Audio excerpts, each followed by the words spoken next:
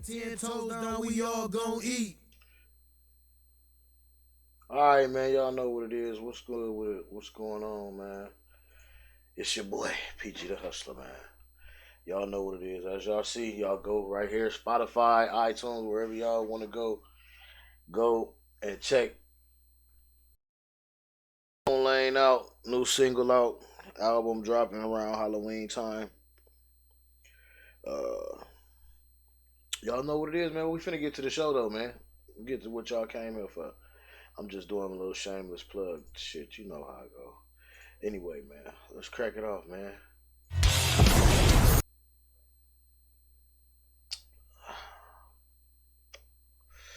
Hope y'all week was good. Promising. Hope y'all got everything y'all wanted. You know what I'm saying? Hope everything went your way. If it didn't, hang on. It will. Let's go. Tuesday, the former NFL Network reporter Jim Trotter sued the National Football League and alleges that an NFL owner made a racist remark. So talk about what this lawsuit means and what impact it could potentially have in the league is what we are going to do. We're going to do collab that. Cam is on. If y'all jump in, Sports, jump in. CBS Sports Radio y'all. and Fox Sports Radio. She is also the founder of League of Justice. Amy Dash joins us now. Amy, how's it going? Very good. How are you? I'm doing well, Amy. I'm doing well. Definitely thought you were the perfect voice to talk about this, and let's talk about this legally in a way. So, Amy, Trotter, who was terminated by the NFL Network earlier this year and is now with The Athletic as a columnist, filed a federal discrimination lawsuit against the NFL. And the headlines from the 53-page lawsuit is that Bills owner Terry Pegula allegedly made a, quote, highly offensive and racist remark, and that the league failed to address issues of race and diversity, including Pegula's alleged remarks, which were, quote, swept under the rug. So, Amy, I got to ask you this. What was your initial reaction to this lawsuit filed by Trotter, and what is the journalist hoping that this lawsuit will accomplish?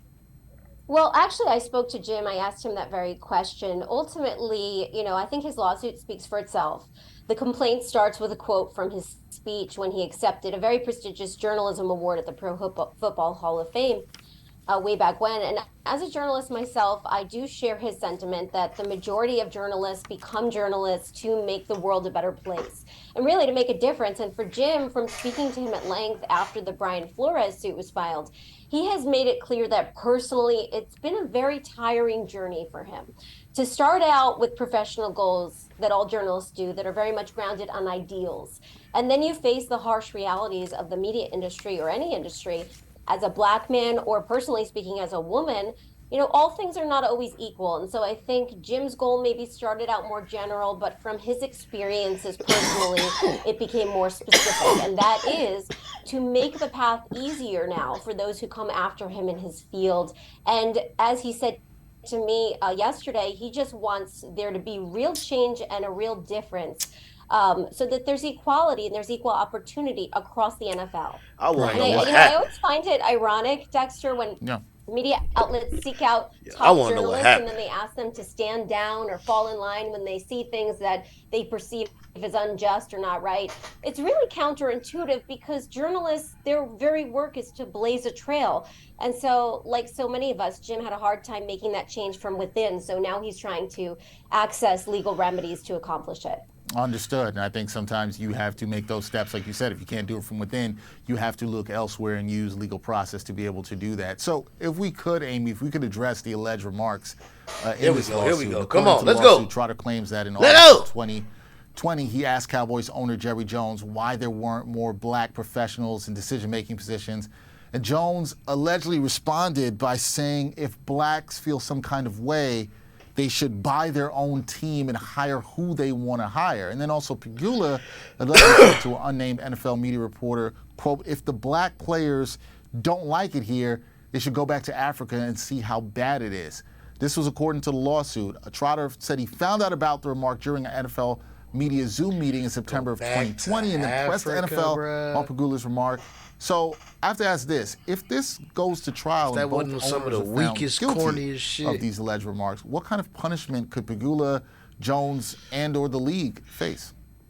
Well, so there wouldn't be guilt because it's not a criminal context, but there could certainly be civil liability. What he's suing for is retaliation and for discrimination under Section 1981 of the Civil Rights Act, essentially saying that he was subject to various instances of hostile work environment and that his contract was not renewed because of his race. So he'll file a charge of discrimination first with the Equal Employment Opportunity Commission. And the commission actually has the power to force the NFL to society, he rehire probably him, gonna get away to with pay that. him back pay, to put him in a position that he that. would have been in had this not all happened the way that Jerry he says Jones it happened. ain't really say And nothing even bad. that commission can award damages, compensatory and punitive, which are limited to $300,000. $300,000, Go back to Africa. and then liquidated damages. Then he will move forward with a lawsuit, and he wants equitable relief. So he basically wants a court to side with him. And he wants a court-ordered monitor to review the NFL's policies and practices and implement actual changes with respect to the hiring, retention, and advancement of Black people throughout all levels of the NFL. So the league owners' hands at that point can be forced. And so I think that's where liability with the damages, if the court monitor actually does the full-scale investigation that he's asking for, and he wants it published and public, that's sort of where the team owners would face consequences there. Gotcha. And so he's hoping that he can see that full-scale investigation done there, and hopefully that can occur. We also want to ask this. Trotter's lawyers, they also represent Brian Flores, who in 2022 sued the NFL in a case that is still ongoing. Going forward, do you think either of these lawsuits will impact the other at all? Oh, definitely. I think if Jim gets the declaratory judgment from the court that he's seeking, which is basically a court agreeing with him that there is a hostile work environment and discrimination within hiring at the NFL. Bro, look at this nigga then forehead, that can be used in the Flores suit to influence the outcome. Brian there. Flores Also, forehead so funny. If there is a court monitor and an investigation, the findings can be used. And Jim, of course, will likely now participate in the Flores suit as a witness, sharing the statements he heard from owners or that his colleagues heard, and be a real resource there to provide any evidence to establish a pattern that allegedly runs throughout the league. Which brings me to my last question here, because this suit is the latest in a series of racial discrimination lawsuits against the NFL. We mentioned Flores. We also saw Colin Kaepernick. He received a multi-million-dollar settlement, with the league back in 2019 after he claimed the team systemically blackballed him because he knelt in protest of police brutality. And he's still blackballed. The national anthem. The NFL has claimed that it wants to be held accountable regarding diversity, equity, and inclusion. I tried to do so when it cost me my job, is a quote that we heard from Jim Trotter. Do you believe that any of these lawsuits can actually hold the league accountable? I do think there will be change from the lawsuits as long as there continues to be media pressure. Jim's numbers are verifiable. He's claiming no full-time Black employees in the newsroom, no Black employees in senior management in the division where he worked. And if you look at Black coaches, his suit claims 2 out of 3 of the Black coaches were hired after the Flores suit. So there is some change already, but the question is it going to endure? No majority Black owner. There were opportunities with the Commanders sale for that.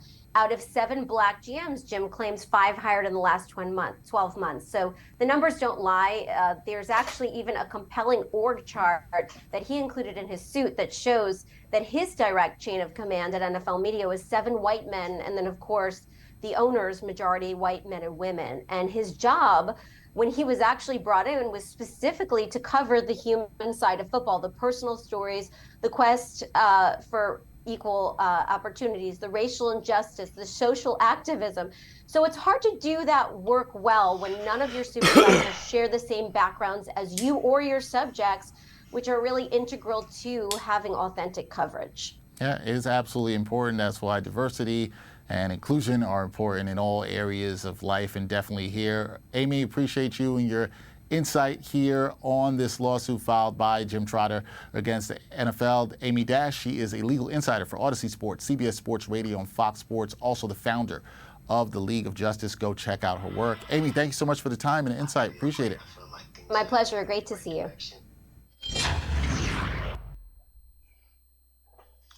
Wow. So all I want to say, and I'm gonna keep on moving on this shit. All I want to say about that is I get it, I feel it, but I feel like this society has become hella soft in a way. Like, and I'm not just like, don't get me wrong. Like what the other owner, Pagula, whatever he said, that Back to Africa shit corny as fuck. That was racist as hell and corny as fuck. But when Jerry Jones said if black players want, they unhappy, he didn't even say black players. He just said African Americans. Y'all should buy a team and hire who you want. It's fucking what he said was, it could be labeled, in my opinion, as offensive but not racist.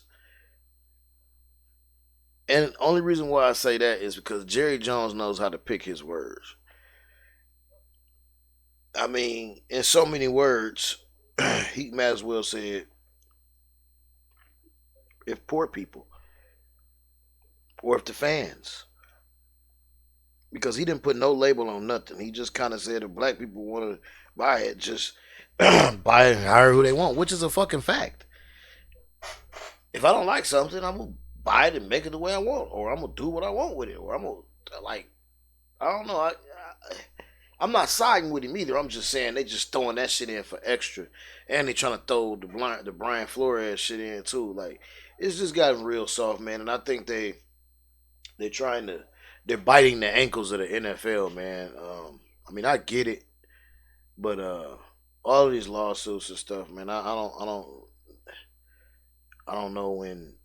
I don't know, man. I know our forefathers. I know our granddads and uncles and great uncles and great granddads. I know them niggas took her way worse than that and didn't get a motherfucking dime, and they kept on fucking working. I mean, I don't know. Like, I just, especially in the position these motherfuckers is in. Like, I get it. You qualify for a job, you overqualify, or you know what I'm saying, and you don't get it, or you don't get renewed because of the statements that you made. I mean, I get it, and I applaud you for saying that, for asking the question. But don't ask the question if you don't want to be prepared for the answer. And I only say that to say this, like, asking that question, you know, you set yourself up to be, you know, to be talked to like that. I mean, honestly, because that's just, we know why. We know why. You think that you're gonna hurt that man by asking the question and by letting him. Jerry Jones is an old motherfucker racist. He don't give a shit. He know, like I said, he know how to choose his words. So he knew how to wiggle that question and make it somewhat offensive, but make it not to where it's racist. It was definitely offensive because he could have said it about any group of people.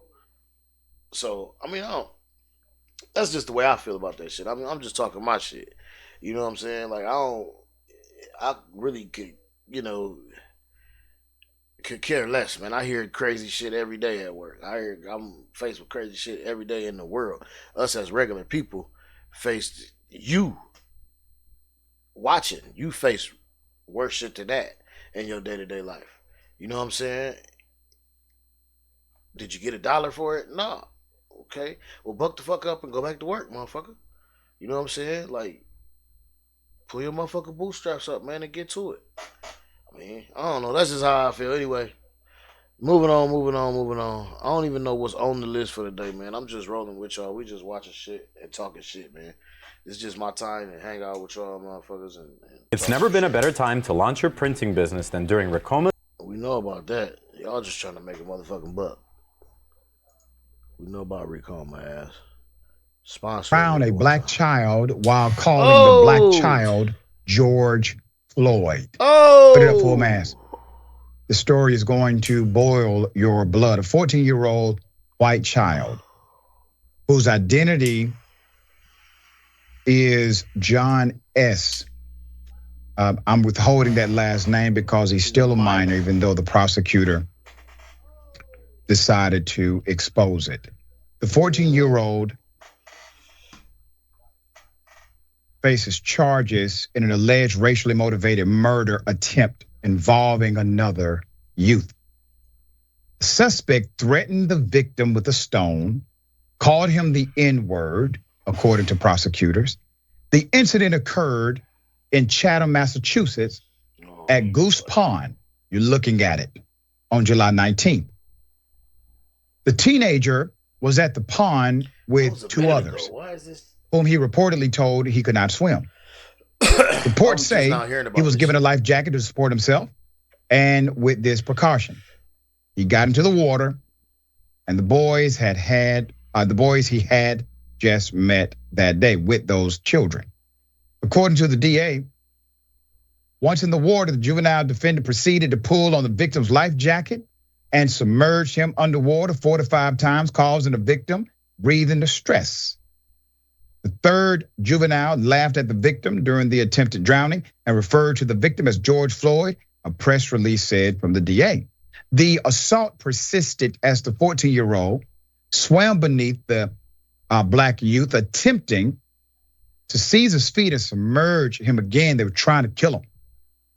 Prosecution asserts that the bullying ceased when the victim cried out for assistance from the shoreline, prompting a bystander to leap into the water, rescue him, and bring him ashore. The teen was indicted by a grand jury on attempted murder and assault with a deadly weapon charge. The DA said the boy's records, quote, shall be open to public inspection in the same manner and to the same extent as adult criminal court records, adding that all proceedings related to this case will be open to the public. Now, what this 14-year-old kid attempted to do is extreme, it is violent, it is evil, it is criminal, and he should face punishment, severe punishment, try to kill somebody. And he knew what he was doing was wrong, bad, not legal. Yeah, he did. The DA says, I'm gonna release his name. You know, DA, I have a recommendation for you because I think you're a good person. I want you to release the name of his parents, grandparents. Right, because they're the people at fault. I want you to release the names of the people who taught him this. Thank you. NBC 10 Boston identified the team and also spoke to the lawyer. NBC 10 Boston reached out to John S.'s lawyer for comment. The lawyer, Kevin Reddington, told the Boston Globe on Friday that the charges are just over the top for what amounted to horse playing. They got out of control. He said it was appealing to the Superior Court to have John S. released. All of the people involved are juveniles, as are the witnesses. And all but John S. had their names redacted from the report. John S.'s name was not redacted because he's being tried as a youthful offender, which makes you a little more than a juvenile, okay? Yep. The teen attended a hearing on Thursday, August 31st. Inside of the juvenile court, a judge ordered that he be held without bail. His next appearance in court is set for September 13th. I agree with the prosecutor and everything the prosecutor's doing, all of it. That's today, so we will follow up on all of it. There's a bigger paradigm at play. What is it? That 14-year-old kid adopted, absorbed this kind of racism and hate. Yep. He wasn't born with it. Yep. His first opportunity, what did he try to do? Kill a black person and literally call that black kid the N-word?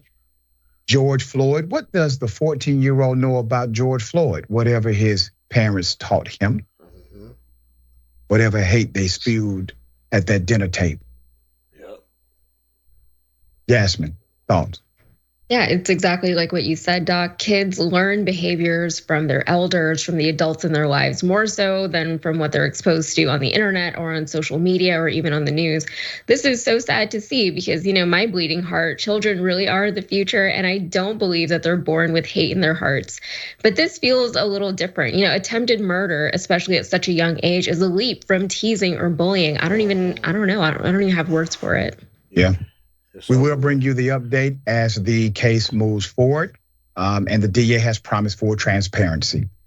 So it should be a thing. Josh, I know, Tony. It should be something out next week about that, and I'm gonna definitely bring that to y'all. It should be out, and I'll bring it to y'all. Anyway, let's get to this update right here. 50 sworn police officers on the force. We're talking about Coffee City. That's up in Henderson County, some 3 hours north of Houston. They have one cop for every 5 residents. And what's more, Jeremy Rogowski discovered many of those officers have a history of problems wearing the badge.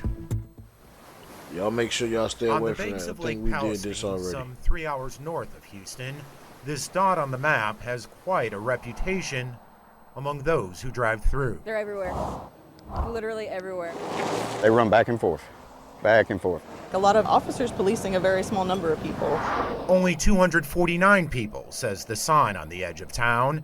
And when you add up all the full-time cops and reserves, 50 officers. Good Lord, that's crazy. If it's such a small town, why do we need so many? Makes no sense. Why do you need that many officers? Coffee City hauled in $1 million in court fines last year for more than 5,000 violations, officers wrote, the most in the state for a town its size. But this isn't a story about a small town writing a bunch of tickets. You see, Coffee City is a magnet for troubled cops. How do we know? KHOU 11 Investigates obtained personnel records from other police agencies and found more than half of Coffee City officers had been suspended, demoted, terminated, or dishonorably discharged from their previous jobs. A dozen were even criminally charged. I was astounded to think that they've been hired by another agency. Greg Freeman is a Sam Houston State criminal justice professor and retired Houston police captain. I've never seen anything like that in my professional career, and I've seen a lot. Their prior discipline ranges from excessive force to public drunkenness, untruthfulness, and association with known criminals. Criminal charges include DWI, theft, aggravated assault, family violence, and endangering a child. If you knowingly are hiring an officer that has a very troubled past and history and has no business to be wearing a uniform, and it's a very, very precarious slope that city is engaging in by hiring. This is the man who hired them. Chief John J. Portillo quadrupled the department's size since he took the job 2 years ago. He says to provide 24/7 coverage for the town. Why would you hire so many people? You don't even know they police cars. They're just all black. There's more to just what's on paper. And that's where I rely on my captain and my background investigators to go in and dig and say, hey, what's the truth behind this? The chief says criminal charges were often dismissed, dishonorable discharges overturned. Every police car is just all black. Most applicants hired all blue. Got on the wrong side of you can't even see politics. what's on there. If you go back to the totality of a lot of these officers' stuff, I would say 75%, or if not more, they're being retaliated against from their agency. Retaliate? Mm-hmm. Why would you take a chance, Chief? I try to look at the good in everybody, and I believe everybody deserves an opportunity. You give a lot of opportunities. Yes, we do. Yes, we do. The opportunity to wear a badge allows his officers to work extra jobs, which can mean real money, $50 an hour or more. I mean, let's not hide it from anybody. They're making probably about $80,000 to $100,000 a year doing that. And I asked Portillo directly, does he get a cut of his officers' extra job wages? Twice during our interview, the chief said no. The only money he makes from extra jobs is from the ones he works himself. And that takes us from Coffee City to Houston and what's coming up tomorrow night at 10. Call Garcia right now. Tell his chain of command. That's Chief Portillo caught on camera cussing out an elected Harris County constable. Portillo was working security for a Southeast Houston apartment complex nearly 200 miles away from Coffee City. This is the shit we up against. This is why we bring y'all this kind of shit, video man. And what else this we the learned shit about they ain't Chief talking Portillo's about. past. They want to fill your motherfucking head with all these aliens and all this bullshit. Jeremy Rogowski, fascinating This the real report shit there. that's going on, We'll see you man. tomorrow for more. Thank you. Coffee City, Texas, a small town of about 250 people and 50 police officers. Portillo left a nest. He says assaulted Let's him get at the into complex. this. Let's get into this. It's an expletive-filled rant launched at the elected constable of Harris County Precinct 2, Jerry Garcia. Call Garcia right now. Tell his chain of command. Portillo wanted Precinct 2 to file charges on a man he says assaulted him at the complex. It was just one of many requests the constable says kept coming in from off-duty Coffee City cops. Which at first was, no big deal. We help anybody and everybody. But then we noticed that it was becoming a pattern. That pattern, the constable says, was draining resources. So Garcia reached out to the Harris County District Attorney's Office. And we were advised to tell Chief Portillo that he had to file the charges. But when deputies did just that, Portillo left a nasty voicemail. And your captains, lieutenants, or whoever those numbnuts are that you have working for you, tell them your guys not to help us out. It saddened me. Look at him doing that renegade cop shit. Why they always do this shit with their fucking shoulders and shit? That's how you What know. upset the constable even more, the response his agency got back after alerting Coffee City's mayor. I don't see very much there that warrants any disciplinary action from the city, the mayor wrote. The officers are contracted by the property for off-duty police protection.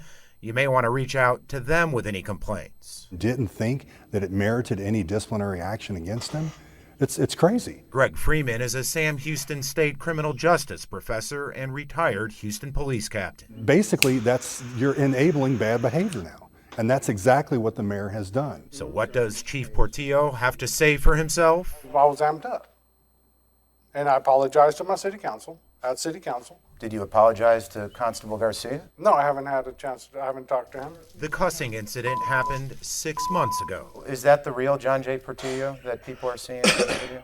Yeah. No, I don't just go off the handle. Yeah, you fucking did do, here. Yeah, bitch. because I got socked in the face. I was mad. I was red, and I was upset because they wouldn't help me file the charges. It's not the only example we found that calls into question Portillo's character and integrity. In his application to become Coffee City's chief, he never listed this, a DWI charge out of Florida in which he failed to appear in court. Why wouldn't you disclose that, Chief? Didn't disclose. It was over 10 years ago. You had an active warrant. Huh? That was disposed of. No, it wasn't. Court records show the day after our interview, Portillo hired a Florida defense attorney who filed a not guilty plea in the case. From the looks of it, you weren't being truthful on the application to which you hold the job this day. Stupid ass. You think this is stupid. Chief? Yeah, I understand. I mean, but that's not what it is. I'm not being truthful. I'm not being Forgot?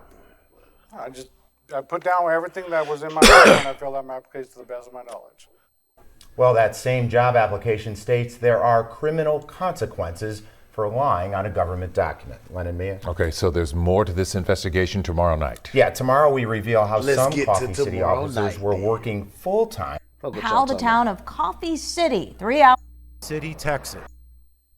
Cops than any other Texas town. We its fucking size. know that, okay. And that's not the In Coffee City, Texas. Instead, they work from home more than 3 hours and nearly 200. And that's not the only thing unusual or odd. Turns out there are a half dozen full-time Coffee City police officers who don't even work in Coffee City, Texas. Instead, they work from home more than 3 hours and nearly 200 miles away in Houston. It's hard to believe that is happening. Greg Freeman is a Sam Houston State criminal justice professor. I've never seen anything like that. There are 100 questions that come to my mind. Who are these officers? This internal email shows they're part of a warrant division. It reads, there is no need to go to Coffee City because you will be spending 95% of your time on the phone, calling people who have outstanding warrants and collecting failure to appear fines. And because it's a full-time position, there's an added perk. It gives them the ability to go work an extra job. Coffee City Chief John J. Portillo concedes they're on the books as full-time because state law only allows full-time cops to work extra security jobs. At this Houston apartment complex, some Coffee City warrant officers do just that and make more than $50 an hour. They work 2-3 days a week, 4 days a week. But is it all above board? The warrant division is a performance-based division, and officers' pay is based on the failure to appears they collect. They're basically bounty hunters in a way. Freeman says that amounts to a commission for collecting fines. It doesn't make any sense. From an ethical perspective, it just screams questions about the legitimacy of what they're doing. That's because state law requires full-time peace officers to get paid at least at the federal minimum wage. But again, at the Coffee City Warrant Division, The court gives them $150 for each warrant that they clear. So they don't earn a salary apart from that $150? No, sir. No, sir. A head? Correct. Yeah, right. Correct. Okay. Is that legal? Oh, I believe so. 2 days after our interview, Coffee City PD changed course, sending out this email to warrant detectives that said, due to unforeseen difficulties, the program has been suspended until such time as I can make sure that we are in compliance with labor laws. So whose job is it to police the police? The Department of Public Safety enforces any extra job violations. The Texas Commission on Law Enforcement, or TCOL, has the power to suspend or revoke a peace officer's license. That agency confirms to us it does have an open investigation into the Coffee City Police Department, guys. He finna be gone in a minute, y'all. He up out of there. And that's why this is why we bring y'all this type of shit, because it's the kind of shit you face with, man. You know, yeah, motherfuckers done seen some aliens or whatever. But this shit, this the kind of shit that we bringing you this shit for, because this is what we really up against, man. Fuck all that other shit. I know it's cool and funny and it's a good conversation piece, but this is the shit that's affecting us every day, day to day. So before we get into this, I'm just gonna give my theory, because this what we doing. We talking shit. This is not backed by anybody. This is my fucking theory. This is my opinion. I believe he was hiring officers that did racial shit, that was dirty cops. He was hiring those kind of officers. I don't know. You know they a gang. These motherfuckers run like a damn near, like the police run like a mafia, man. They're damn near a fucking gang. So I believe he was more like, if you think about it, he was more like a safe haven for bad cops. I think, and I feel like that's the kind of fucking operation he was running. Because if you look at everything, if you look at all the shit, and you look at everything that he's got, everybody that he's hired is fucked up. So they must say, hey, remember, I don't know if y'all, if y'all follow, I don't give a fuck y'all if y'all don't follow. Y'all could go all the way back and look. We told y'all that these motherfuckers are getting rewarded for doing fucked up shit. Half the people that this motherfucker hired was getting dishonorably discharged. They got criminal charges against them, and the fucking list goes on. Like, that shit is crazy. It just, if you read between the lines and if you look at what's going on, that just seems like what the fuck was going on here. Like, this nigga was a safe haven for badass cops. If you fuck up, you can go holler at Portilla down there, go to Coffee City. Go to Coffee City. I guarantee they was telling motherfuckers that shit. They had to be. They had to be, bro. They had to be. Wasn't no way. And then that goes into a deeper conversation as to what we always talk about on here on Talking Shit. I believe the police and these racist groups, they got bounties out on us, on people, man. They got bounties and they play games. They play little bullshit games with us, man, with our livelihoods, man. So that's why we try to keep y'all informed, man, and try to, keep y'all head on a swivel. Tell y'all basically to keep your head on a swivel, man, because, you never know what could be going on. Like, you never know what could really be going on within these motherfucking secret organizations. They already got this blue line shit. I cringe every time I see the little blue thing. Like, I don't fuck with that shit. Like, and if you representing that shit and you don't really know what it's about and all that, the black flag with the little blue line in it, yeah, that's some racist shit too. It's all racist to me. To me, the American flag is racist. I mean, that's just the city and society that we was brung up in. Like, that's just is what it is. You know what I mean? And it feel like that. It feel like that all my life. You know what I'm saying? Like,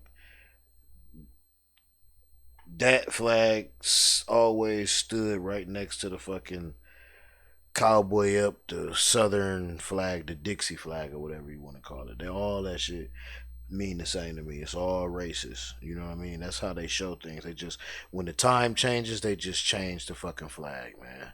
And that's it. That's all.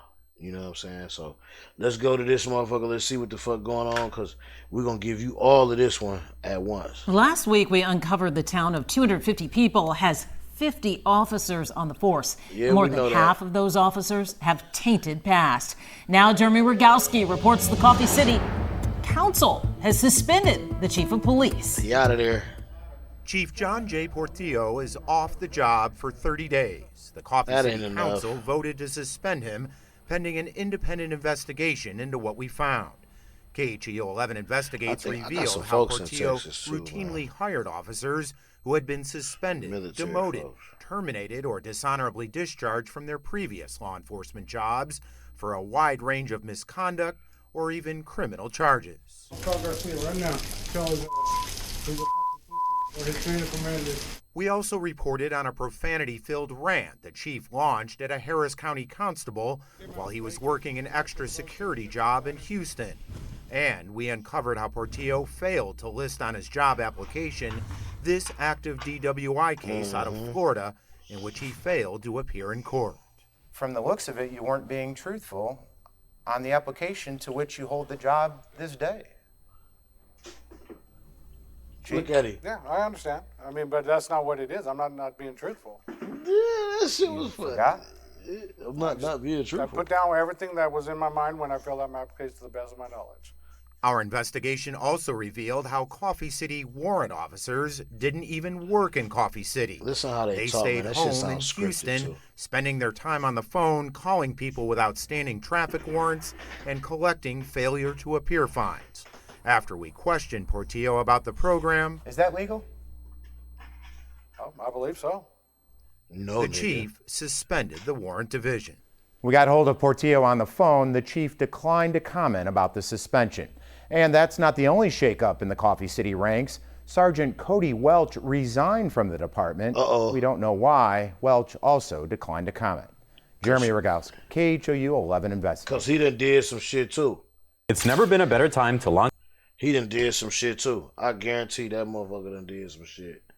Crazy, yo. Continuing to follow breaking news tonight. A top city official and an entire police force are out of a job after a series of investigations revealed misconduct in a small East Texas town. Good evening and thank you so much for joining us. I'm Marangeli Lopez. And I'm Brennan Gurley. We've been following this story from the beginning, and tonight we are learning what the city council plans to do after finding out their police chief allegedly lied in his application and hired officers with known legal offenses. Our Raleigh Jayswald joins us now with what's next for the small town.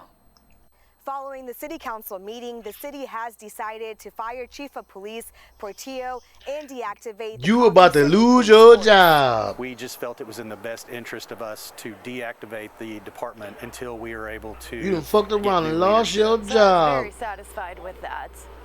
It definitely needed to happen. This decision to fire the chief came after an independent investigation conducted by the city confirmed the DWI allegation against John J. Portillo. The former chief did not disclose that charge on his job application. Price drop! Coffee City is a town with a population of Bowls 250 for 22. people. Records show the police department had 50 officers on staff. Mayor Jeff Blackstone says the council decided to deactivate the entire police force instead of pursuing individual investigations. The active duty officers will either look for new employment or they will reapply whenever we do assign a new chief. The reserve officers, they just will have to find a new office. Meantime, the Henderson County Sheriff's Department will assist on 911 calls. We're going to answer the calls in order of priority.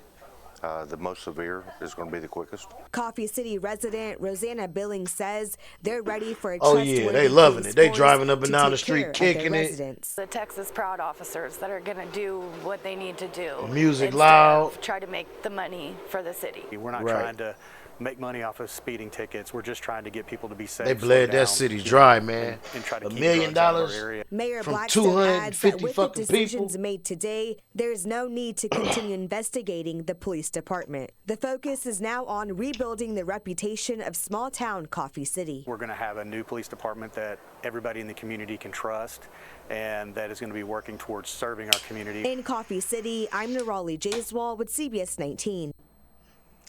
Well, we're learning Portillo had tried to email his resignation before the meeting, but council members refused to accept that and outright fired the police chief.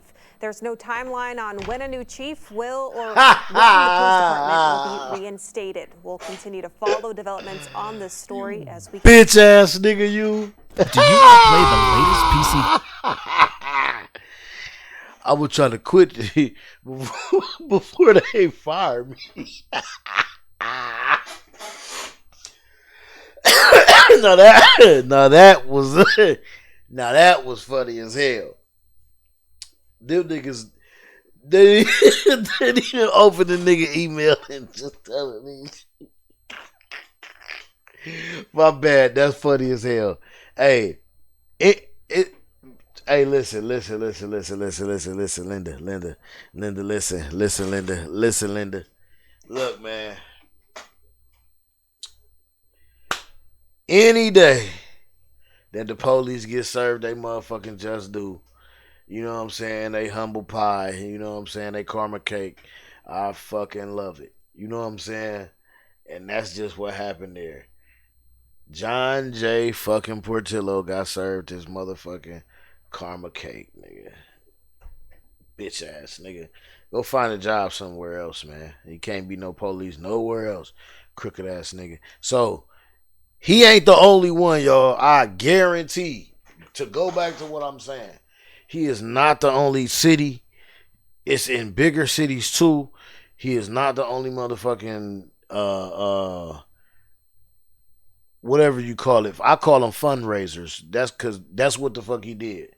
He got in there and went, he raised some motherfucking funds. That nigga got $1 million in 1 year off of 250 people, man.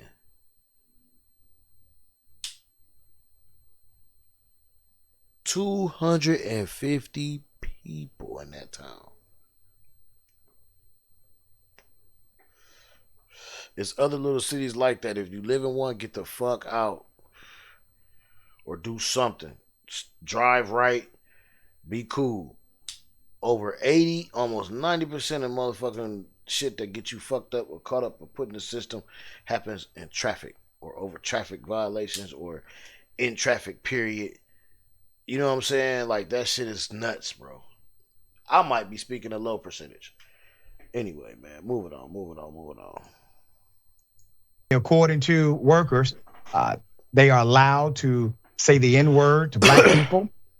They are allowed to discriminate openly. Let's put up the pictures of leadership full mask.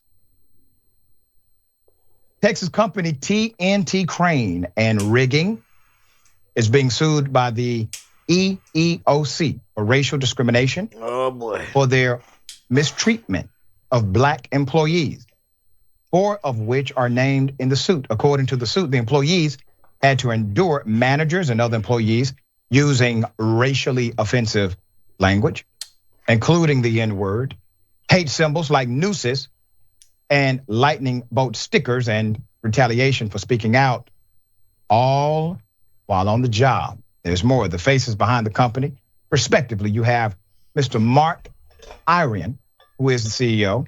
You have Craig Lonsford, president, Kevin Lawson, VP of operations, and Randy Bartok. Randy is the vice president of finance. None have commented as of yet. In one April 2018 incident, Smith, who served as a crane operator, was ordered by the field manager to pick up an air conditioning unit at the Fort Worth facility while working in Frisco, Texas. Okay. He was met with racial slurs when he asked the manager for help. N-word, if you are going to be about it, you can turn that truck around and take your home, end quote, the manager allegedly said, according to the lawsuit. Wow. When Smith attempted to report him, as stated in the lawsuit, he didn't receive an effective response from his management. Creighton also allegedly had a similar situation while working as a crane operator for the company. The complaint also says he was called the N-word by a field manager. It also says that Campbell, a truck driver, overheard his colleagues using the derogatory term. He later discovered that he also was being referred to as a white co-worker's black buddy.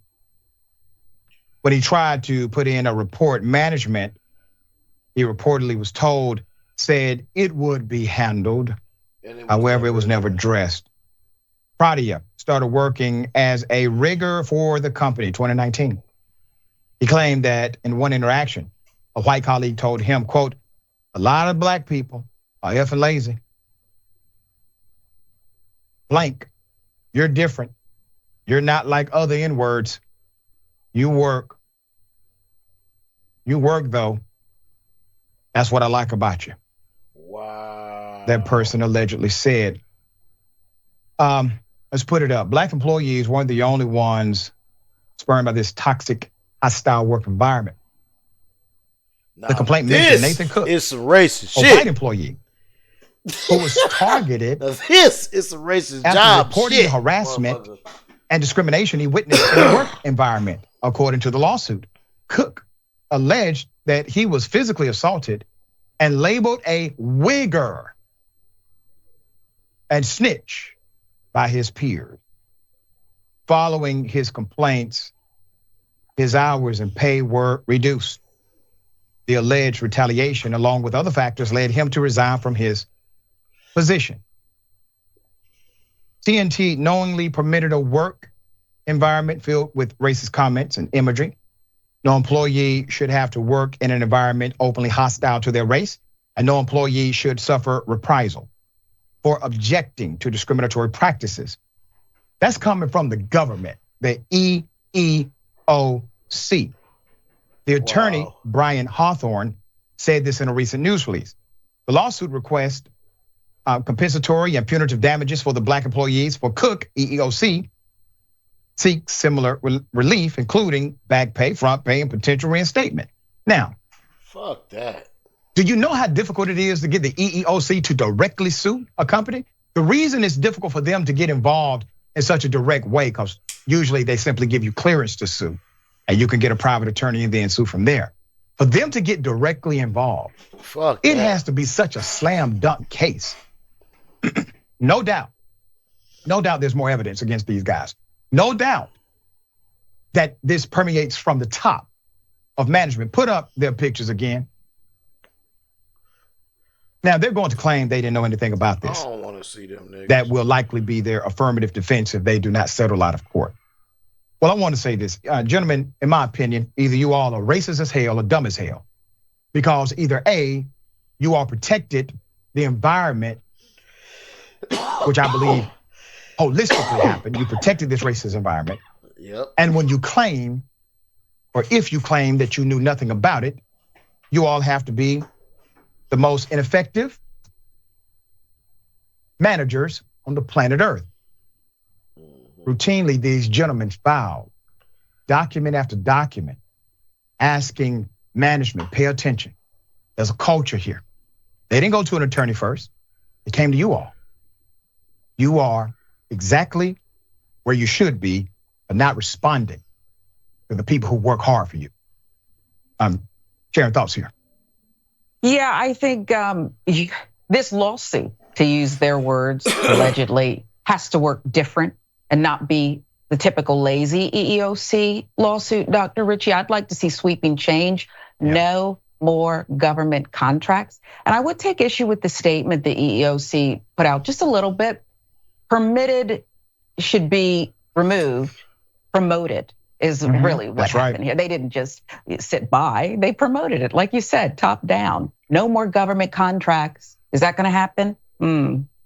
Yeah, that needs to happen ASAP. You need to do that before the conviction. I mean, damn. All right. Federal contracts are not bound by some judicial proceeding. You'll rip them away when you choose to. So, like I just said, that is some racist motherfucking workplace shit. For real. Like,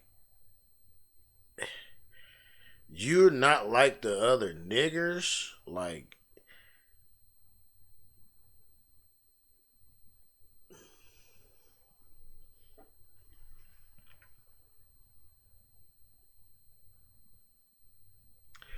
that's the one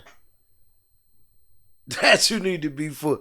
Hey, and look, that's the one you need to be going full gusto on. And look, when they reported it to the right people, they went all the way up to chain of command. They went all the way past these motherfuckers. The EEOC got involved and sued these motherfuckers directly.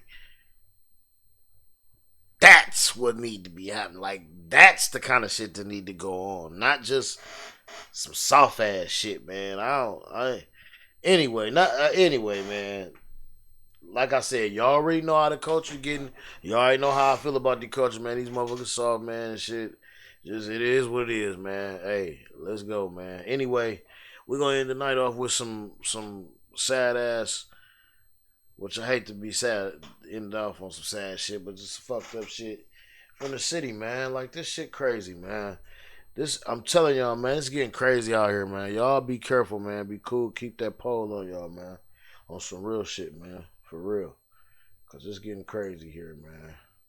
Food deliverer as they were robbed at gunpoint. And tonight, that robber is still out there. Everywhere at 5, Caitlin McCarthy joins us live where it all happened. Caitlin. Niggas can't even DoorDash no more.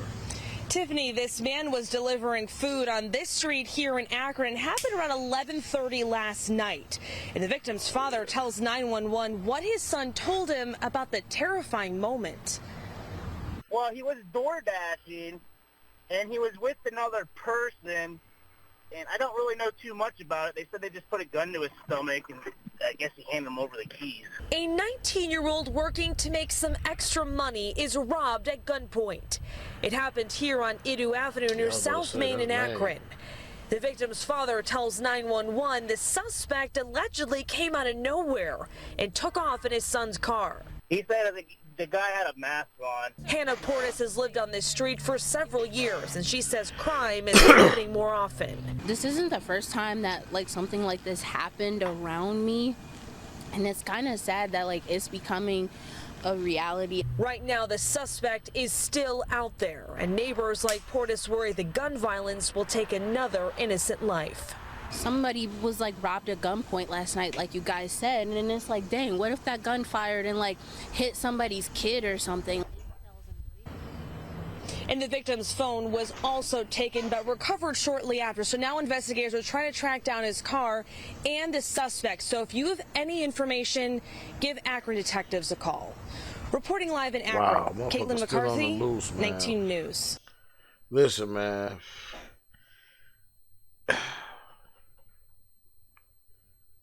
I can't stress this shit enough. Beware of your fucking surroundings, man. Please beware of your surroundings. And if you're going to go out at night, guys, have some kind of way to defend yourself, or always let somebody know where you at, man. I know we live in an age where everybody want to be, they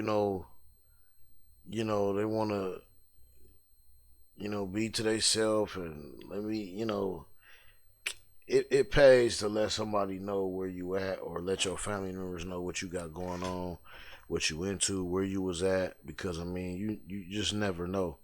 You know what I mean?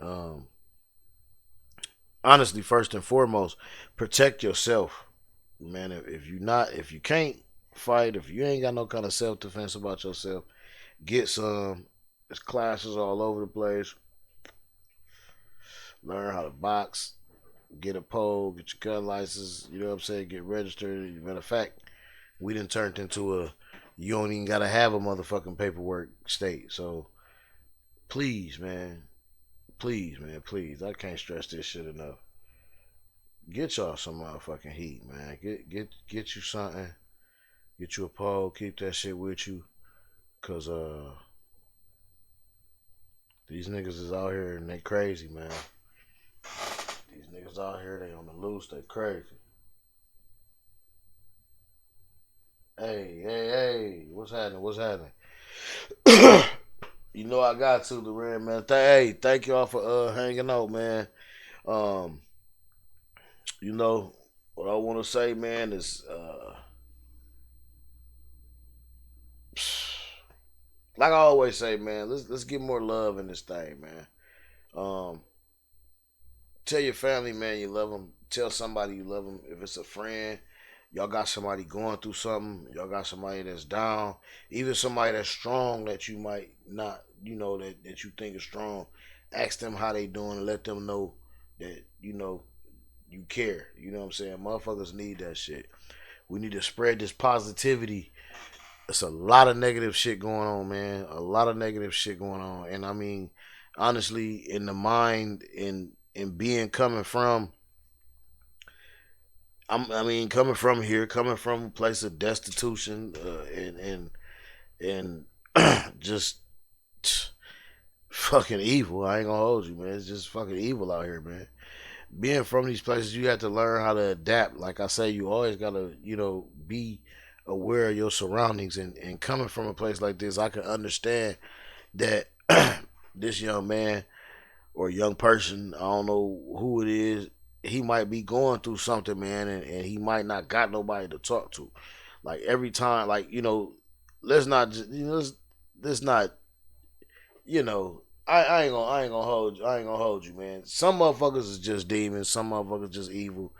They ain't got shit. But then, I mean, there's always something behind that. You know what I mean? So that's why I say if we spread this positivity, we might get better results, man. You know what I mean? So, you know, with that being said, man, y'all just take that shit with y'all, man, and take it how you want, man.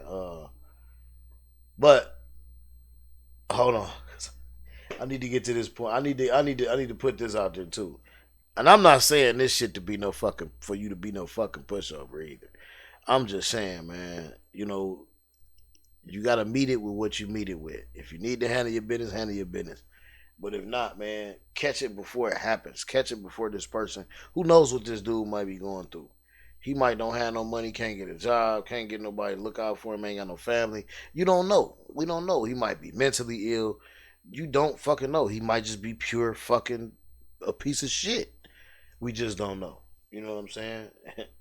But anyway, man, thanks for hanging out with us, man. Y'all already know, man. In my own lane. This is some crazy news, man. This is some crazy shit. In my own lane out right now, man. Everywhere, all DSPs, man. Y'all go check out The Beautiful Ones. It's coming out. It's coming up right now. Tickets on sale. Holler at Miss Goody Two Shoes. Shannon K. Malone on Facebook. If you need to, the premiere will be. I think she got tickets for the premiere. It'll be in Barberton. I think at the Lake. I think it's called Lake 8 or Grade 8 or something theater. But it'll be in Barberton at the theater. Y'all go check that shit out. You already know, as y'all seen earlier, if you tuned in live from the jump, Tony Spitz album is still out there, The Critic. Ralphie Drib got a gang of shit out there right now. Gallimorphy 2, I think is coming soon. I don't know, not sure about that, but everything we got going on, man, just stay tapped in, man. Black Money Media, man. We love y'all, man. Peace. We out.